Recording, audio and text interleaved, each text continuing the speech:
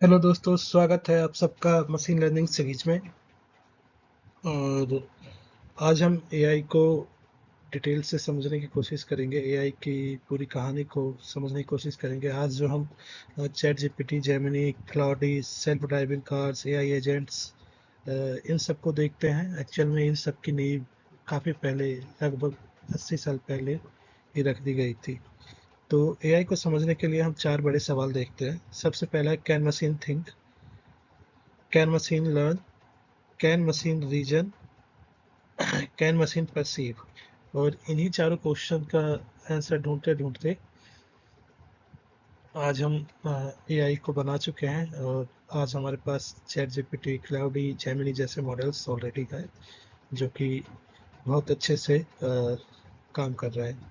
ठीक है, तो इस सफर में चलिए चलते हैं 1943 से। 1943 में आर्टिफिशियल न्यूरॉन, वो सबसे पहला आर्टिफिशियल न्यूरॉन बना। सबसे पहला आर्टिफिशियल न्यूरॉन जो बनाया वो थे वरेन मैकलेच और वल्टर पिट्स। इन्होंने एक रिसर्च पेपर लिखा जिसमें इस आर्टिफिशियल न्यूरॉन का मैथमेटिकल मॉडल दिया। ठीक है, और बट इन्होंने एक एजम्पशन किया था कि ये जो न्यूरॉन्स है ये लर्न नहीं कर सकते, यानी कि इनके जो वेट है वो कभी भी चेंज नहीं होंगे।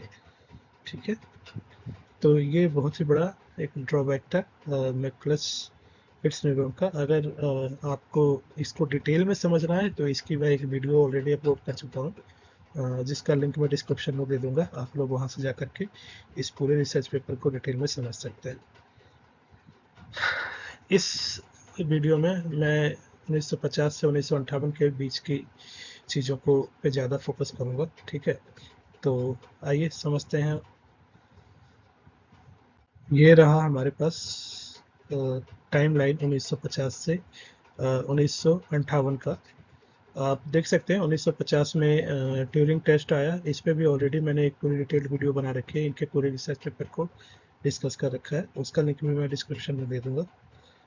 फिर 1951 में SNARC न्यूरल मशीन आया। ठीक है, ये सबसे पहला न्यूरल नेटवर्क मशीन था। ठीक है, और इसे बनाया था मार्विन मिनिस्की और डीन एडमंड्स ने। 1952 में सबसे पहला हम कह सकते हैं कि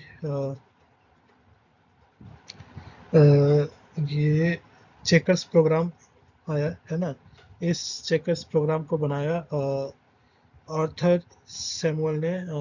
और ये जो चेकर्स प्रोग्राम था, अ, इसमें मशीन अपने आप गेम को खेलता था और अपने एक्सपीरियंस से चीज़ों को सीखता था।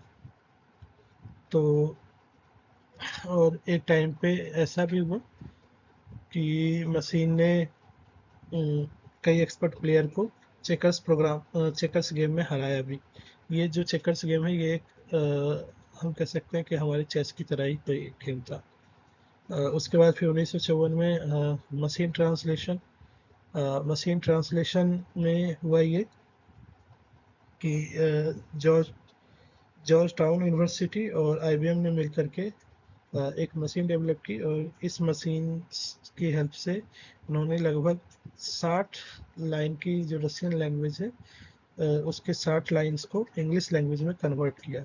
और यहीं से सबसे बड़ा होप स्टार्ट हुआ कि अब जो लैंग्वेज ट्रांसलेशन है वो अब 4-5 साल में काफ़ी अच्छे तरीके से रिजॉल्व हो जाएगा। उसका एक सोल्यूशन मिल जाएगा हमें आर्टिफिशियल इंटेलिजेंस के थ्रू। और यहाँ से एआई को बहुत ज़्यादा फंड भी मिलना शुरू हो गया था। फिर 1955 की बात आई। 1955 में डार्टमाउथ कॉन्फ्रेंस हुआ जहाँ पे कि सबसे पहले एआई टर्म यूज हुआ। और फिर 1956 में लॉजिक थ्योरिस्ट आई। लॉजिक थ्योरिस्ट पहला एआई प्रोग्राम था जिसने मैथमेटिकल थ्योरम्स को सिंबॉलिक लॉजिक की हेल्प से प्रूव किया। ठीक है, और इसमें जो मैथ्स की बुक थी उसका नाम था प्रिंसिपिया मैथमेटिक्सिया। इसकी 3 वॉल्यूम थी, ये हम पूरी डिटेल में देखेंगे आगे। नेक्स्ट है हमारा 1957 जीपीएस, जनरल प्रॉब्लम सॉल्वर। ये पहला जनरल पर्पस एआई प्रोग्राम था जिसने मीन एंड एनालिसिस के बेसिस पे काम किया। और फिर 1958 में परसेप्ट्रॉन आया जो कि इंस्पायर्ड था ऑब्वियसली 1943 में जो मैकलेस पिट्स का न्यूरॉन था उससे। और इससे पहले 1949 में हबीबियन लर्निंग भी आ गई थी। तो इन सारी चीज़ों को मिला करके फिर परसेप्ट्रॉन बना। और इसके बाद 1959 में जो चेकर्स प्रोग्राम बनाया था आर्थर सैमुअल ने, उन्होंने ऑफिशियली मशीन लर्निंग टर्म भी क्वाइन कर दिया। तो 1955 में एआई टर्म आया और 1959 में मशीन लर्निंग टर्म आया।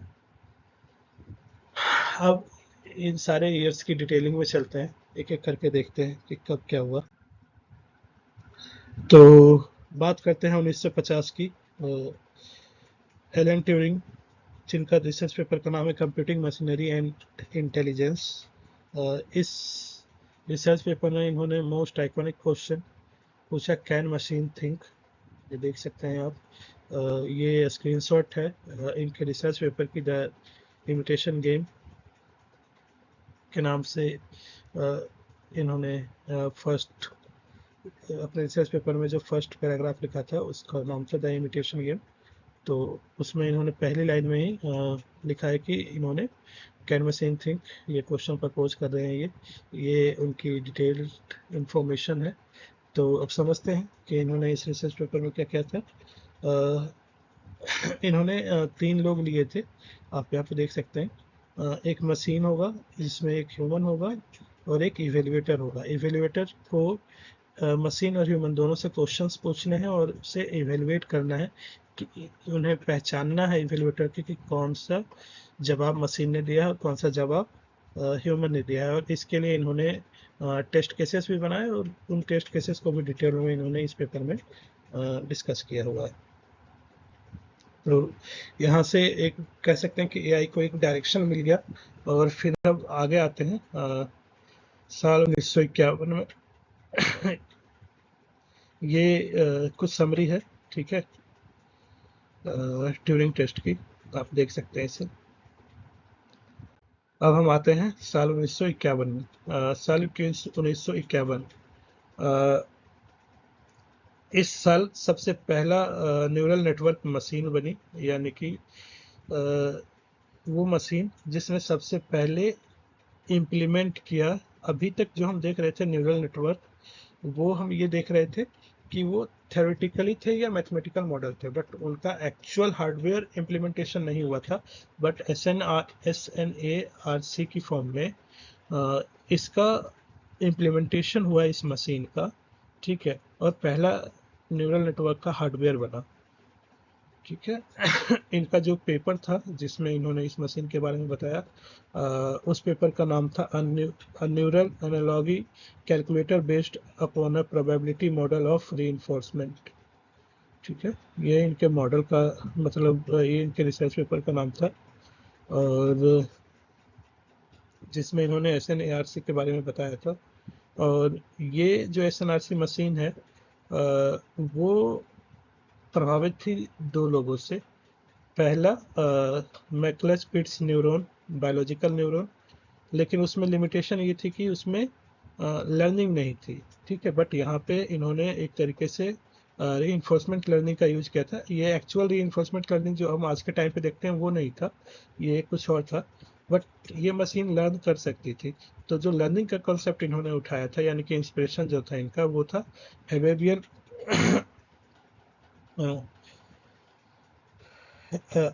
हेबेबियन लर्निंग। हेबेबियन लर्निंग को प्रपोज किया गया था 1949 में। डोनाल्ड हेब ने इसे प्रपोज किया था। इन्होंने एक सेंटेंस बोला था, neurons that fire together wire together. That means कि वैसे न्यूरॉन्स जिनको एक साथ फायर किया जाता है, उनके जो कनेक्शंस हैं वो काफ़ी स्ट्रॉन्ग होते जाते हैं।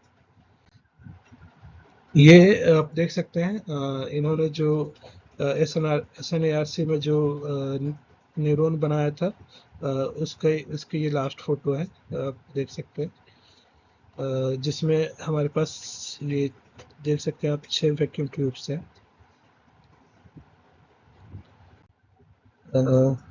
इन्होंने जो न्यूरॉन बनाया था उसमें ऑलमोस्ट 3000 वैक्यूम ट्यूब्स थे, यानी कि उस हार्डवेयर को, न्यूरॉन का जो फर्स्ट हमारा न्यूरल नेटवर्क था उसको बनाने के लिए ऑलमोस्ट 3000 वैक्यूम ट्यूब्स यूज किए गए थे, और ऑलमोस्ट 40 न्यूरॉन को के नेटवर्क को सिमुलेट किया गया था। और इसमें इसे जो बनाया गया था वो मेज सॉल्विंग के लिए बनाया गया था। अब मेज सॉल्विंग क्या है एक्चुअल में, देख सकते हैं मेज सॉल्विंग मतलब ये इस तरीके का एक पैटर्न होता है जिसमें एंट्री होती है किसी भी चीज़ की, और फिर अपने एक्सपीरियंस के हिसाब से वो लर्न करके एग्जिट तक पहुंचता है। तो ये बेसिकली ये प्रोग्राम किया जाता था चूहों को सिखाने के लिए, चूहे के बिहेवियर को सीखने के लिए कि चूहा किस तरीके से बिहेव करता है। तो उसी बिहेवियर को यहाँ पे रेप्लिकेट करके मशीन को समझने के, मतलब मशीन के बिहेवियर को समझने की कोशिश की गई। तो इन शॉर्ट 1951 में हमें पहला हार्डवेयर मिल गया न्यूरल नेटवर्क का, जो कि इंस्पायर्ड था मैकलच पिट्स न्यूरॉन से और हेबेबियन लर्निंग से। मैकलच पिट्स न्यूरॉन आया था 1943 में, हेबेबियन लर्निंग जो थी वो आई थी 1949 में। अब ये देख सकते हैं हेबेबियन लर्निंग, जो मैंने बताया आपको, neurons that fire together wire together. ये कुछ हेबेबियन लर्निंग की लिमिटेशंस थी, ठीक है। तो weight saturation, instability, no error signal, biological incomplete. Biological incomplete का मतलब ये है यहाँ पे कि एक्चुअल में ये सारी चीज़ें किससे इंस्पायर्ड थी, बायोलॉजिकल न्यूरॉन से। तो बायोलॉजिकल न्यूरॉन में दोनों चीज़ें होती है, वो क्या होता है कि उसमें स्ट्रेंथ भी होती है और उसमें वीकनेस भी आती है, ठीक है। बट यहाँ पे जिस न्यूरॉन की लर्निंग की बात की गई उसमें सिर्फ और सिर्फ स्ट्रेंथ की ही बात की गई, वीकनेस की बात नहीं की गई। तो ये भी अपने आप में एक लिमिटेशन था। अब हम आ जाते हैं, ये अगेन समराइजेशन है 1951 में SNARC का, आप देख सकते हैं इसको। अब आ जाते हैं हम 1952 में, ठीक है। 1952 में आर्थर सैमुअल ने चेकर्स प्रोग्राम बनाया, और ये चेकर्स प्रोग्राम जो था वो एक चेस जैसा गेम था, ठीक है, एक बोर्ड गेम था चेस जैसा। और ये प्रोग्राम क्या करता था कि जो उसमें प्रोग्राम खेलता है ना, तो उसने पहले जो डिसीजंस लिए थे उसके बेसिस से उससे लर्न करके अब वो नेक्स्ट गेम में डिसीजन लेगा, ठीक है। तो यानी कि ये प्रोग्राम अपने से पुराने वाले गेम से सीखता था और अपने आप को और ज़्यादा बेहतर बनाता था। तो इसे हम इन शॉर्ट कह सकते हैं कि ये प्रोग्राम अपने एक्सपीरियंस से सीखता था और अपने आप को बेटर करता था। और इसी तरीके से करते करते एक टाइम ऐसा भी आया जब इसने मशीन ने खुद से सीख करके कई जो ह्यूमन प्लेयर्स थे उसको भी हरा दिया। तो यही से एक कह सकते हैं कि ऑफिशियली मशीन लर्निंग की शुरुआत हुई। एक्चुअल में जो मशीन लर्निंग टर्म है वो 1952 में क्वाइन नहीं हुआ, सैमुअल ऑथर ने ही इसी बिहेवियर को देखते हुए 1958 में मशीन लर्निंग टर्म क्वाइन किया, ठीक है। सैमुअल ऑथर IBM में काम करते थे, और उन्होंने जो ये प्रोग्राम बनाया था वो प्रोग्राम बनाया था IBM के 701 कंप्यूटर के लिए।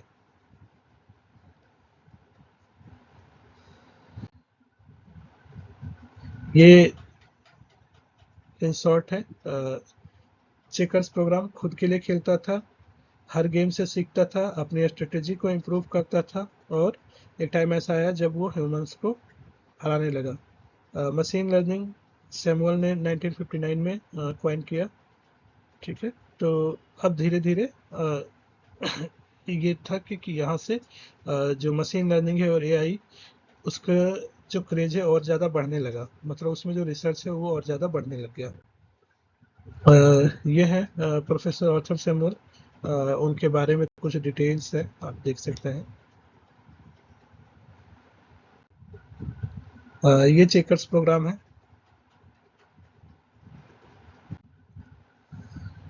ये IBM 701 जो सिस्टम है उसके बारे में कुछ डिटेल्स है।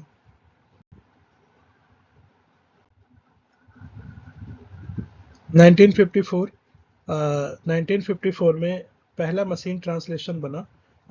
इस इसमें क्या था कि जॉर्ज टाउन यूनिवर्सिटी और IBM ने जॉइंटली एक एक्सपेरिमेंट किया, और इस एक्सपेरिमेंट में इन्होंने एक मशीन बनाई।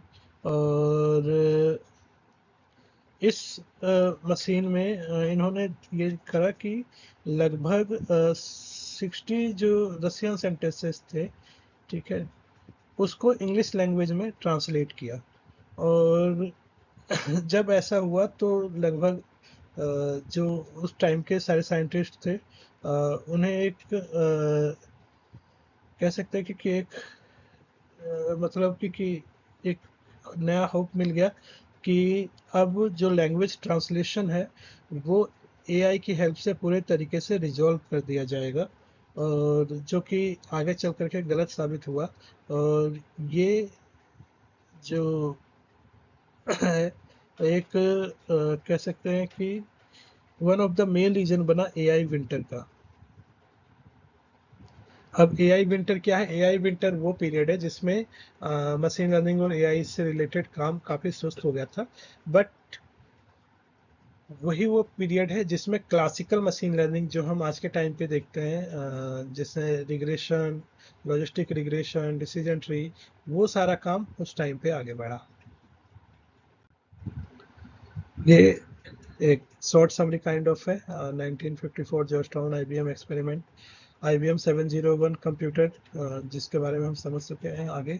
पीछे की स्लाइड में हमने देखा था कि ये कंप्यूटर था। इसी कंप्यूटर में एक प्रोग्राम बना जिसने 60 रूसी लैंग्वेजेस, 60 सेंटेंस को ऑटोमेटिकली इंग्लिश में ट्रांसलेट कर दिया।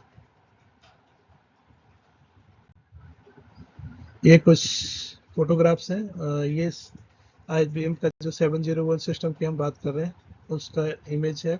ये पुराने टाइम पे जो पंच कार्ड हुआ करता था सिस्टम के लिए उसका है, और ये किस तरीके से कंप्यूटर्स को ऑपरेट किया जाता था ये उसकी इमेज है। अब बात करते हैं 1955 से 56 की, डार्थमाउथ कॉन्फ्रेंस। इसमें John McCarthy, Marvin Minsky, Claude Shannon और नेथानियल रोचर, इन्होंने डार्थमाउथ कॉन्फ्रेंस को प्रपोज किया, और उसी प्रपोजल में इन्होंने सबसे पहले आर्टिफिशियल इंटेलिजेंस वर्ड का उपयोग किया। और 1955 में ये प्रपोजल लिखा गया और 1956 में कॉन्फ्रेंस हुई, और इस कॉन्फ्रेंस में आर्टिफिशियल इंटेलिजेंस को एक डिसिप्लिन के रूप में रखा गया, और पूरा आर्टिफिशियल इंटेलिजेंस की कम्युनिटी बनाई गई। तो इसीलिए डार्थमाउथ जो कॉन्फ्रेंस है उसको प्लेस ऑफ AI भी कहा जाता है, बर्थ प्लेस ऑफ AI भी कहा जाता है। ये है कुछ summary kind of. Dartmouth proposal 1955 में आया।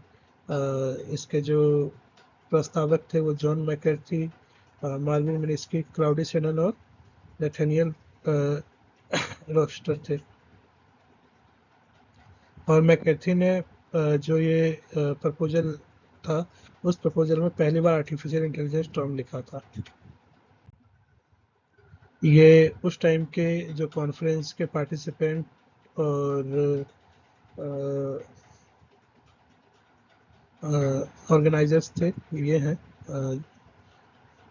तो आप जिन्होंने वो कॉन्फ्रेंस कंडक्ट कराया था, तो conductors and participants.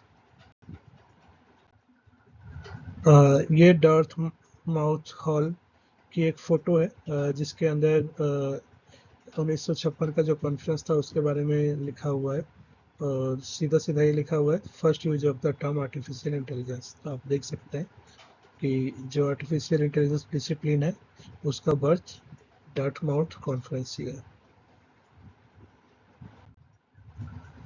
1956 logic theorist logic theorist ये कह सकते हैं कि ये सबसे पहला एआई प्रोग्राम था। इस एआई प्रोग्राम में मैथमेटिकल थ्योरम्स को सिंबॉलिक लॉजिक की हेल्प से प्रूफ किया गया, और इसमें जो मैथमेटिकल कॉन्सेप्ट्स थे वो किसके लिए गए, वो प्रिंसिपिया मैथमेटिशिया नाम की एक बुक है जिसके थ्योरम्स को लिया गया। और ऐसा कहा जाता है कि ऑलमोस्ट 52 थ्योरम में से 38 थ्योरम पूरे प्रूफ कर दिए मशीन ने ऑटोमेटिकली, और कुछ ऐसे थ्योरम्स जो कि ह्यूमन से बेटर तरीके से इन्होंने प्रूफ कर दिया इस प्रोग्राम में। और ये आप देख सकते हैं, ये फर्स्ट पेज है प्रिंसिपिया मैथमेटिशिया का, और इसकी 3 वॉल्यूम आई थी 1910, 1912, 1913 में। और इसके जो राइटर थे philosopher Alfred north whitehead and Bertrand Russell.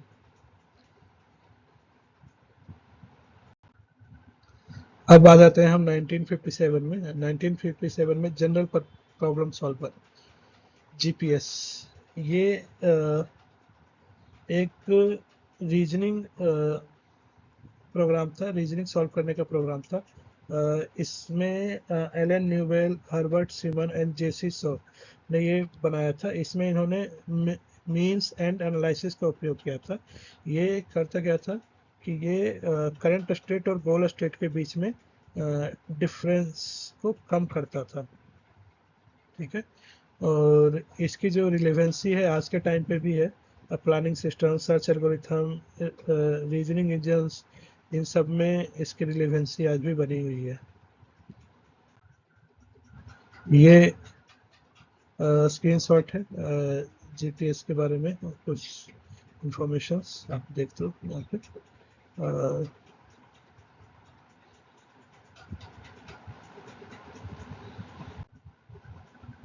Next है 1958 द परसेप्ट्रॉन। 1958 में जो था परसेप्ट्रॉन वो आ गया, पहला ट्रेनेबल न्यूरल एल्गोरिथम। इसको इसको जो जिन्होंने प्रपोज किया था उनका नाम था रोजन ब्लेट। इन्होंने इनपुट से लेकर के डिसीजन और वेट्स तक सारा कुछ लिखा था। और इस जो इंस्पिरेशन था इनका वो अगेन मैक्लेस-पिट्स न्यूरॉन था और हैबिबियन लर्निंग थी। तो इन्होंने इससे इंस्पायर होकर के ये न्यूरॉन लिखा था, के बारे में लिखा था। और यहीं से इसका जो हार्डवेयर इम्प्लीमेंटेशन है वो मार्क वन परसेप्ट्रॉन इसका एक हार्डवेयर इम्प्लीमेंटेशन है, ठीक है। तो वो इम्प्लीमेंट हुआ था, और यही से आगे जो हम आज के टाइम पे डीप लर्निंग का पूरा कॉन्सेप्ट देखते हैं उसका बेस यही से माना जाता है, यानी कि परसेप्ट्रॉन से ही स्टार्ट हुआ पूरा डीप लर्निंग का कॉन्सेप्ट और भी सारी चीज़ें। बट 1969 में 1969 में एक बुक पब्लिश की गई, और उस बुक में ये दिखाया गया कि परसेप्ट्रॉन से सिर्फ और सिर्फ हम लीनियर प्रॉब्लम्स को सॉल्व कर सकते हैं, कॉम्प्लेक्स प्रॉब्लम को सॉल्व नहीं कर सकते हैं। तो जब ये बुक पब्लिश हुई तो उस टाइम के जो इन्वेस्टर्स थे उन्होंने ये ऑडिट का ऑर्डर दिया कि अभी से 5 साल पहले, 10 साल पहले जो एआई से रिलेटेड प्रोमिसेस किए गए थे, मशीन लर्निंग से रिलेटेड प्रोमिसेस किए गए थे, वो फुलफिल हुए या नहीं हुए। तो उन्होंने देखा कि वो तो अभी फुलफिल नहीं हुए हैं। तो वहाँ से जो इन्वेस्टर्स थे उन्होंने जो फंडिंग थी वो कट करना शुरू कर दिया, और धीरे धीरे जो एआई रिसर्च था वो कम होता चला गया 1969 से। और उस पीरियड को 1969 से अप टू 1980 तक का जो पीरियड है उसको एआई विंटर के नाम से भी जानते हैं। ऑफिशियली तो ये 1974 से 1980 तक का है, क्योंकि 1969 से 1974 तक जो पहले की फंडिंग थी उससे तो एआई पे काम हो ही रहा था। बट 1974 से 1980 के बीच में बिल्कुल ही अपने कह सकते हैं कि लोएस्ट में लेवल पे चला गया था। तो यही था। और अब हम नेक्स्ट वीडियो में समझेंगे कि 1958 से 1959 तक की जो जर्नी है वो कैसी रही, है ना। और इसी बीच में अगर मुझे मौका मिलेगा तो मैं ट्रांसफॉर्मर और आया 2017 में, तो उससे पहले ट्रांसफार्मर किन चीज़ों से इंस्पायर हुआ, एक्चुअली में ट्रांसफार्मर क्या है, आर्किटेक्चर है। तो वो आर्किटेक्चर वगैरह क्या हुआ, ये आर्किटेक्चर का कॉन्सेप्ट कैसे आया, इस पे भी एक वीडियो कोशिश करूँगा मैं बनाने की। दूसरी वीडियो जो मेरी रहेगी कि आज के टाइम पे जो हम एजेंटिक एआई देखते हैं या एआई एजेंट्स देखते हैं, ये क्या होते हैं, और ये क्या अभी न्यूली पॉइंट टर्म है या पहले से ही इनकी एक हायरार्की है, पहले से ही ये यूज होते आ रहे हैं, बस अभी एक डिफरेंट फॉर्म में यूज हो रहे हैं। तो इस सबसे रिलेटेड अभी वीडियो बनाऊंगा। और अगेन, जैसा मैं अपने हर वीडियो में कहता हूँ कि इसमें से अगर आपको ऐसा लगता है कि कोई भी रिसर्च पेपर डिस्कस करना चाहिए, then you can comment, I will discuss that research paper. Thank you, thank you so much.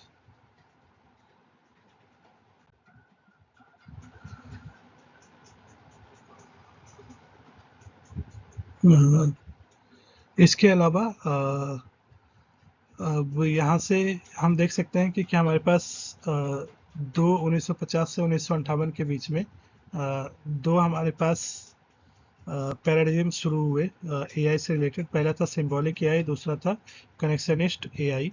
जो सिंबॉलिक एआई है उसमें रूल्स, लॉजिक और सर्च चलता था, और जो कनेक्शनिस्ट एआई है उसमें न्यूरॉन, वेट्स और लर्निंग चलते थे। तो जो सिंबॉलिक एआई है उनका है Dartmouth workshop, logic theory, GPS और मशीन ट्रांसलेशन। यहाँ से इंस्पिरेशन मिली सिंबॉलिक एआई को। और SNARC, neural machine, perceptron, Hebbian learning, pattern recognition, यहाँ से जो बेस मिला वो कनेक्शनिस्ट एआई को मिला। तो सिंबॉलिक एआई का डोमिनेशन लगभग 1985 तक रहा, लगभग 30 सालों तक। और जो हमारे पास कनेक्शनिस्ट एआई है, आज के टाइम पे हम लोग डीप लर्निंग देखते हैं। तो अभी तक तो डोमिनेशन जारी है, आगे देखते हैं कि क्या क्या चीज़ें हुई। अब हम लास्ट में ये देख लेते हैं कि इन 8 सालों में समराइज कर देते हैं कि क्या क्या चीज़ें मिली हमें। अ, तो जो भी हमारे पास एवरी मॉडर्न एआई है, ठीक है, टॉम, वो इन्हीं 8 सालों में क्वाइंड हुए। Machine learning, artificial intelligence, neural network, heuristic search, ये सारे के सारे जो नाम हैं ये उन्हीं 8 सालों में डिफाइन हुए। जो बेस हार्डवेयर है, S N A R C, mark one, perceptron, वो सब भी इसी दौर में बने। और उसी सेम रेस में आज हम देखते हैं कि जीपीयू और टीपीयू है। और हमें दो लर्निंग पैराडाइम मिले, सिंबॉलिक एआई और कनेक्शनिस्ट एआई। जो कि सिंबॉलिक एआई का डोमिनेशन ऑलमोस्ट 30 इयर्स तक रहा, और फिर कनेक्शनिस्ट एआई जो कि बेस है डीप लर्निंग का, उसका डोमिनेशन तो अभी तक है ही। और अभी हम करंट जो देख रहे हैं उन सब में डीप लर्निंग है ही। एंड ये सारी की सारी चीज़ें इंस्पायर्ड थी बायोलॉजिकल न्यूरॉन से। तो ऑब्वियसली कि जो न्यूरॉन्स थे उनको बहुत अच्छे से समझा गया, और उन्हें मैथमेटिकली, लॉजिकली और फिर हार्डवेयर से उनका पूरे तरीके से डिजाइन किया गया। अभी हम लोग ब्रेन की उस कैपेबिलिटी को तो अचीव नहीं कर पाए, बट हाँ, बेसिक फंक्शनलिटी को हमने काफ़ी अच्छे से इम्प्लीमेंट कर लिया है। तो इस वीडियो में इतना ही। थैंक यू सो मच, मिलते हैं दूसरे वीडियो में।